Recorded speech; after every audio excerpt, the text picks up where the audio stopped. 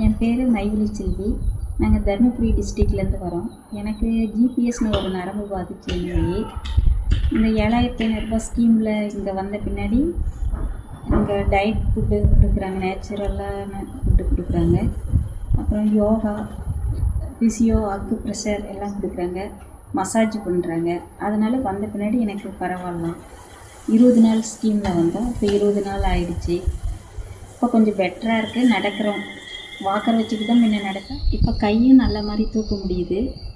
Weight 95 kilo இருந்தால் 6 kilo குறைஞ்சி 89 kilo இருக்கேன். கொஞ்சம் நல்லா நடக்கவும் முடியுது.